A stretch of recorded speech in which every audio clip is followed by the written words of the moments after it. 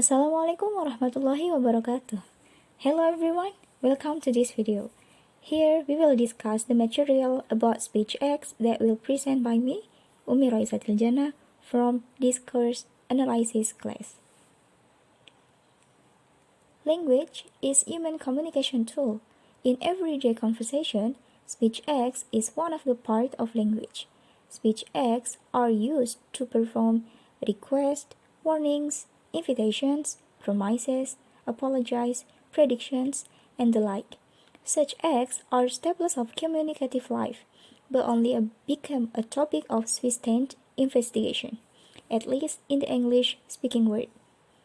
In addition, an appreciation of speech acts has helped label a normative structure implicit in linguistic practice, including even that part of this practice concerned with describing reality.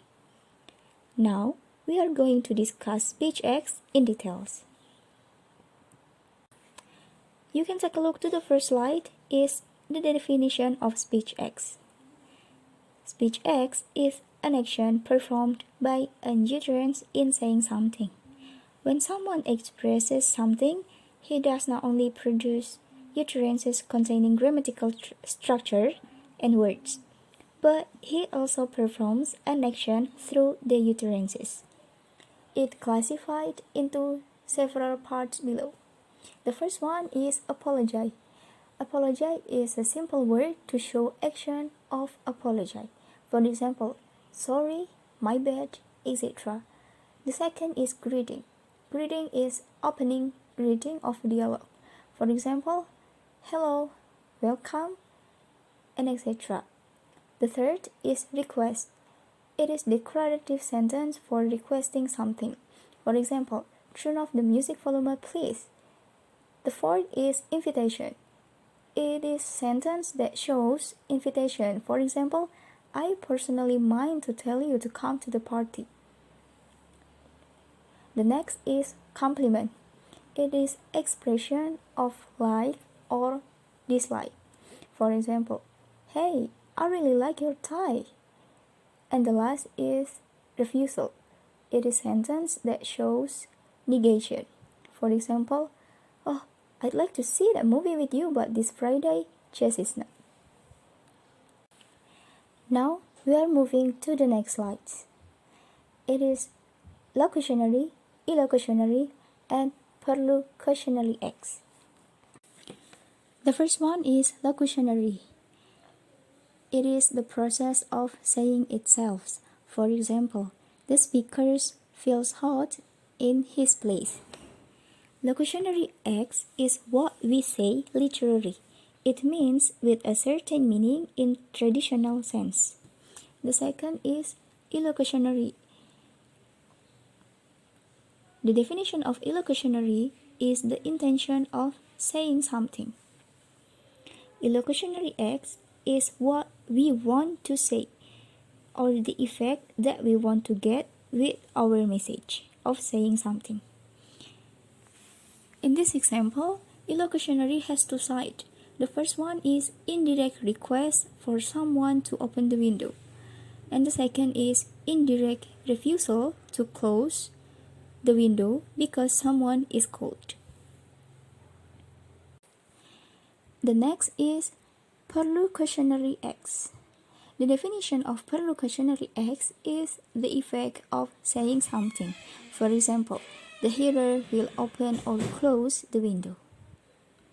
Perlocutionary acts is what achieves the linguistic utterance or message that giving a result, the effect or the feelings, thoughts, or actions of either the speaker or the listener. In some cases, the locutionary and illocutionary aspects do not coincide with which we call indirect speech acts. For additional information, I forgot to give one example of locutionary, illocutionary, and perlocutionary. It is the simple word of it's hot here.